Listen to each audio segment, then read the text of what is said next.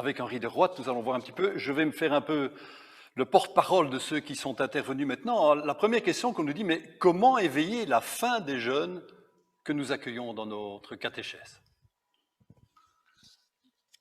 Oui, donc la question sur les jeunes, c'est une question qu'il faut probablement diffracter selon les âges, hein, parce que travailler avec des jeunes, c'est assez différent entre 11 et 25 ans, évidemment. Mais il y a peut-être deux règles de base qui sont celles que notre tradition et puis peut-être nos souvenirs de la présence dans nos communautés d'une bonne parole peuvent nous aider.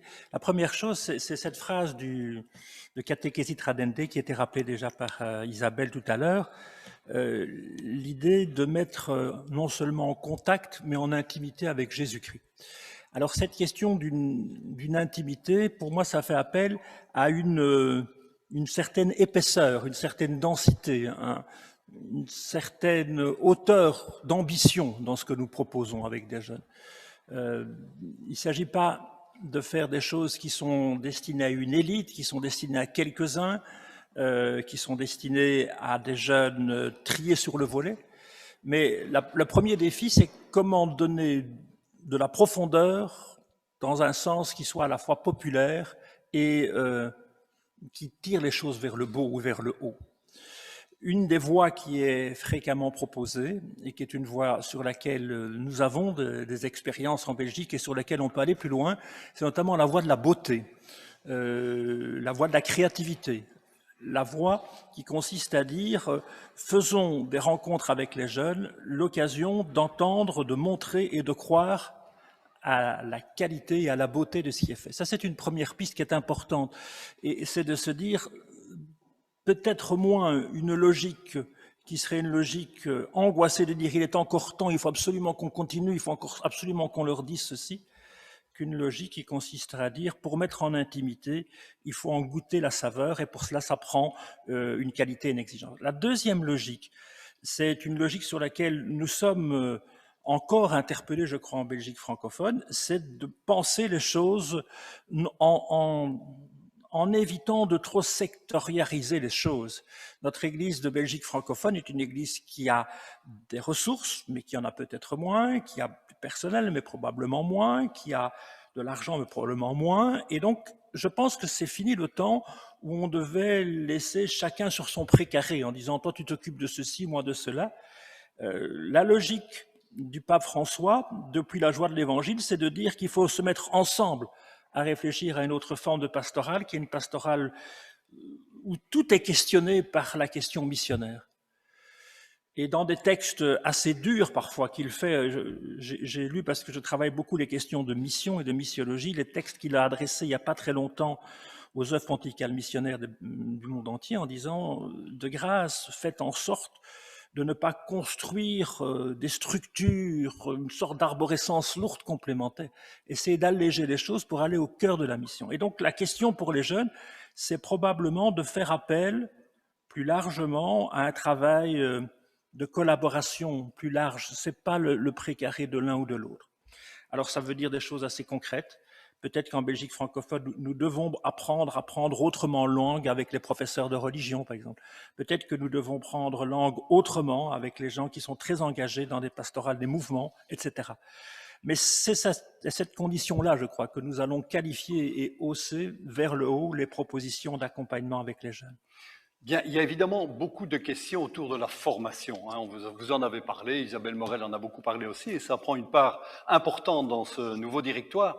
Alors on dit, former, ça peut faire peur, ça prend du temps, nous dit des participants. Alors comment envisager de se former sans trop faire peur aux gens? Il y a aussi maintenant l'institution de ce ministère de catéchistes. Alors bon, une autre question était de dire, mais est-ce qu'on ne va pas tomber dans des catéchistes professionnel, dit-on, au détriment peut-être de plus de spontanéité de la part des parents, mais en même temps, le double enjeu, à la fois on ne doit pas faire, entre guillemets, encore une fois, un certain bricolage catéchétique, et à la fois donc amener une catéchèse de qualité, mais en même temps, voilà, comment concilier un petit peu ces deux pôles? Quelqu'un disait d'ailleurs, Jésus n'a pas choisi des rabbins, mais des pêcheurs qu'il a formés lui-même. Oui. À nouveau, je pense que la principale clé a été donnée par Isabelle en disant que finalement, on n'a jamais fini ce chemin qui nous amène à rencontrer, à découvrir combien Dieu nous est proche, combien notre vie avec lui est une occasion de se réjouir, de rencontrer des sœurs et des frères. Et donc la catéchèse, dans ce sens-là, n'est pas liée à un temps, n'est pas liée à un âge, n'est pas liée à une époque de la vie. Elle est une occasion de ressourcer, d'approfondir, de mûrir sa foi à tous les âges. Et donc, cette idée que quel que soit son statut en Église, quel que soit son âge, quelle que soit sa santé, quelle que soit son origine culturelle, la catéchèse est un lieu de ressourcement, d'approfondissement, de maturation, est quelque chose de fondamental, y compris donc dans la vie d'adulte qui, pour un temps ou pour longtemps, sont disponibles pour un service d'église. Pour le dire autrement, nous avons à réfléchir la catéchèse comme un processus d'un continuum, mais aussi comme un temps où nous pouvons être disponibles dans des moments clés de la vie, dans des transitions, dans des changements de vie. Alors cette question des catéchistes à instituer, c'est, me semble-t-il, d'abord une grande bonne nouvelle pour la catéchèse, c'est de dire que l'on reconnaît l'immense nécessité de se saisir de cette question de la catéchèse. C'est un des lieux dans l'Église belge, mais c'est vrai dans tous les pays du monde, où le plus grand nombre de personnes investissent du temps, de l'énergie, donnent avec énormément de bonne volonté et beaucoup d'investissement, souvent financiers de leur part, souvent en rognant sur d'autres activités qu'ils préfèrent, du temps pour la communauté, pour des jeunes, pour d'autres adultes. Donc, la première chose, c'est de se dire, cette lettre du pape, ce motu proprio, reconnaît, et c'est une grâce d'être reconnu, d'être soutenu. Vous savez, je ne sais pas si vous avez le même sentiment que moi, je trouve que parfois on a été injuste par rapport aux catéchistes et à la catéchèse. On les a parfois un petit peu dénigrés en disant bah, ils font des choses qui ne sont pas très très solides, qui sont pas... Mais non, ne disons surtout pas cela. Alors, dans ce sens-là, qu'il y ait des personnes qui, avec un temps de formation, avec un temps peut-être de formation théologique, discernent et nous aident à discerner les enjeux de la mission chez nous aujourd'hui, c'est crucial. Probablement que le pape nous dit quelque chose que l'on entend dans un premier temps. Oui, soyons plus missionnaires, soyons avec une pastorale kérigmatique et mystagogique. On peut entendre, on peut même comprendre intellectuellement. Mais passer aux actes, ça demande vraiment un travail. Je veux dire, c'est pas si simple dans des communautés fragiles de dire nous allons devenir missionnaires. C'est pas si simple dans un pays où des tensions parfois sur les questions religieuses sont affleurantes. C'est pas si simple où il y a un certain nombre de personnes qui pensent que le domaine du religieux est un domaine qui est peut-être mal géré. Enfin, tout ça est complexe. Et dire que nous allons devenir missionnaires, ça suppose bien sûr que l'on dise les choses correctement.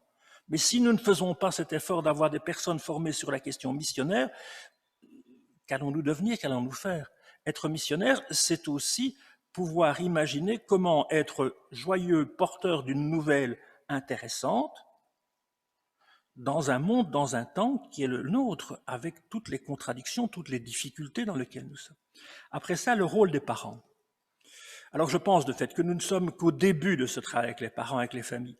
Je pense que nous devons reprendre et aller beaucoup plus loin sur le lien entre les deux synodes sur la famille, l'exhortation à Maurice Laetitia et le directoire.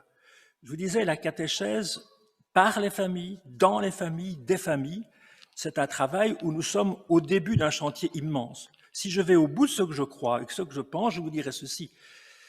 Qui mieux que des parents au quotidien découvrent et font découvrir ce qu'est la solidarité, ce qu'est la fidélité, ce qu'est le pardon, ce qu'est le soutien inconditionnel auprès de ses enfants, ce qu'est le rôle de l'éducation, ce qu'est le témoignage au quotidien dans la simplicité. Donc nous avons absolument, absolument besoin d'intégrer, non pas comme des destinataires dont on se méfie, mais comme des partenaires décisifs et fondamentaux, les familles. Et pas simplement comme un lieu d'expérimentation de ce que nous voulons. Il faut mettre en débat, il faut mettre en délibération comment être avec les familles. Et je pense que ce travail avec les familles, c'est ça qui, le plus profondément, peut renouveler nos communautés. Justement, si vous voulez bien, ça rejoint la question aussi qui est revenue assez souvent. Ne faut-il pas davantage accompagner et les catéchistes et les parents qui très souvent, et on nous le rappelle, c'est un peu du genre, je dépose mon enfant à la catéchèse comme je le dépose au foot ou au hockey. Donc, ils ne se sentent pas tellement investis par cette mission. Alors, comment est-ce qu'on peut peut-être imaginer un accompagnement à la fois des catéchistes du terrain, j'ai envie de dire, hein, donc nos catéchistes et les parents. Comment est-ce qu'on peut accompagner, parce que je pense qu'on peut parler de toutes les formations qu'on veut, si elles ne sont pas accompagnées, on va avoir une C'est difficulté. ça. Mais le b.a.-ba de la découverte de la pastorale ou de l'action pastorale, c'est de dire que toute rencontre et toute occasion de rencontre doit être préparée et organisée avec un savoir-faire et aussi avec une délicatesse immense. Et donc toutes les rencontres que nous en manquent des parents au moment d'accueillir leur demande de catéchisme pour leur ou de catéchèse pour leur enfant, au moment où on discute avec eux du parcours qui leur est proposé, au moment où on les invite à des célébrations intergénérationnelles, sont des moments sur lesquels évidemment toute notre délicatesse, notre tact pastoral est en jeu. C'est évidemment crucial. Et il faut que nous aidions et nos pasteurs et nos catéchistes à réfléchir autrement ces relations avec les parents, dans un sens de respect, mais également dans un sens d'une co-responsabilité. Nous ne sommes pas là pour priver les parents de leur responsabilité parentale, d'éducateurs de la foi, évidemment. Ceci dit, nous devons faire des propositions qui rappellent à chacun la liberté qui est la sienne. Et si des parents veulent, trouvons et donnons-leur toute l'occasion d'être avec nous. S'ils ne peuvent pas, s'ils ne veulent pas, essayons de voir avec eux comment nous pouvons agir avec eux sans contrecarrer leur volonté, mais en étant dans le dialogue le plus possible avec eux. C'est un travail sur lequel nous sommes déjà assez experts, mais je pense que nous avons encore quelques pas à faire pour aller plus loin. Tant Isabelle Morel que vous avez insisté sur l'importance de la communauté. Toute une communauté doit être catéchiste quelque part. Alors comment est-ce qu'on peut aujourd'hui dans nos communautés, et en plus au sortir de cette période de pandémie, comment réussir à conscientiser nos communautés pour qu'elles deviennent vraiment catéchisantes ou catéchistes, je ne sais pas comment il faut le dire, mais comment est-ce qu'on peut aider ces communautés à prendre conscience qu'elle a vraiment cette mission? Après le directoire de notre secte, j'ai fait beaucoup de conférences et de rencontres avec les diocèses ici et ailleurs sur comment mettre en œuvre ce lien entre communauté et catéchèse. Et à ce moment-là, je disais peut-être qu'il y a deux temps. Rapidement, traditionnellement, dans nos communautés, quand l'année pastorale se prépare, on place des activités de catéchèse dans un agenda et on dit, il y a tel catéchisme, est-ce qu'on en a? Oui, c'est bon, on va mettre quelques journées. Et puis là, ça se déroule comme cela. Et la catéchèse vient intégrer une partie d'un agenda communautaire en ajoutant quelques rencontres intergénérationnelles, quelques temps forts. Peut-être que ce que je disais à l'époque, c'est de dire peut-être commençons d'abord par réfléchir comment faire en sorte que nous aidions chacun de membres de notre communauté cette année-ci à aller plus loin dans son intimité avec le Christ. Comment est-ce que nous allons faire pour que nous soyons tous concernés par ce dossier de l'évangélisation, de l'annonce, de l'ouverture?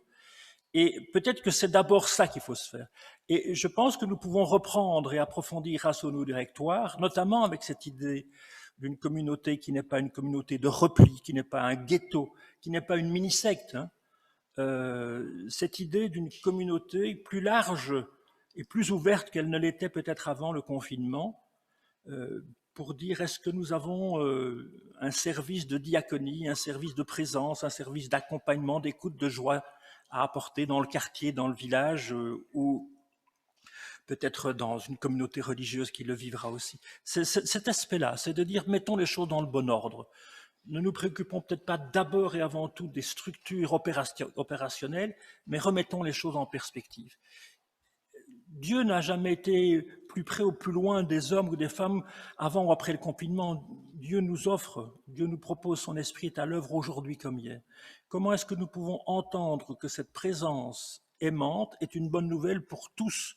Et comment est-ce que nous pourrions dire notre projet pastoral pour l'année prochaine, pour l'année suivante, c'est de nous rendre plus proches de cette intimité, comment être plus nourris de la présence des uns et des autres qui vont être avec moi, ceux qui vont nous soutenir à avancer dans la foi. C'est peut-être d'abord ce déclic dans la mentalité qu'il faut voir. Il y a encore de nombreuses questions, vous pensez bien, on ne va pas pouvoir y répondre maintenant, mais peut-être un dernier point, parce qu'on nous parle entre autres du lien entre le cours de religion, on se demande s'il va être maintenu ou pas, le lien donc cours de religion, enseignement et la catéchèse, comment rendre nos célébrations plus catéchétiques, hein, et les enfants et les parents très souvent comprennent plus ce qui s'y dit, ce qui s'y vit. Donc c'est aussi une question qu'il faut poser. Et enfin, donc, et c'est la dernière question sur laquelle nous nous arrêterons maintenant, quelqu'un nous demande, actuellement la catéchèse n'est-elle pas trop orientée sur les enfants? N'oublie-t-on pas aussi le catéchuménat? Une catéchèse, c'est toute une vie. Alors, est-ce qu'on ne s'est pas trop focalisé sur les enfants, en oubliant peut-être aussi, entre autres, on vient d'en parler, les parents, etc. Ben, c'est un peu une des interprétations que je donnais à la fin de l'exposé tout à l'heure. Je pense que nos efforts ces dernières années ont été nécessaires et indispensables. Et tout le processus de renouvellement de l'initiation chrétienne des enfants, particulièrement entre, disons, 2e et 5e année de l'école primaire, s'est fait dans cette logique qui est une logique d'inspiration du catéchuménat, dans une logique d'aller à une découverte peut-être plus initiatique et plus fondamentale de la rencontre avec Jésus-Christ. Et donc, je ne pense pas qu'il faut porter opposition à ce que nous avons fait là et ce qu'il aurait fallu faire ailleurs. Mais c'est sûr que le travail n'est pas fini avec ce qu'on a fait là et qu'il faut réinventer et réinventer sans cesse, parce que les jeunes changent, parce que les communautés changent, d'autres partenariats, d'autres possibilités avec les jeunes. Et là, il y a des travaux, il y a des efforts que nous pouvons faire. Vous avez cité les professeurs de religion, les cours de religion. Les cours de religion ne se définissent pas, bien sûr, comme des lieux où l'on va faire une catéchèse pure et dure. Hein. C'est un objectif pédagogique qui est fondamental au cours de religion, c'est de poser dans un cadre public la question du religieux, la traiter avec les ressources, bien sûr, de la foi chrétienne, mais de toutes sortes d'informations, de la philosophie, de la culture, des arts, etc., pour réfléchir à des enjeux de société où la religion est présente aujourd'hui. Mais cette expertise des professeurs de religion est évidemment très utile parce qu'ils sont en première ligne du contact avec des jeunes sur la question du religieux. Donc probablement de la transversalité ou du décloisonnement entre tous ceux qui travaillent avec les jeunes est à l'agenda de nos prochaines années de travail dans l'Église de Wallonie et de Bruxelles. Merci beaucoup, professeur Desroites.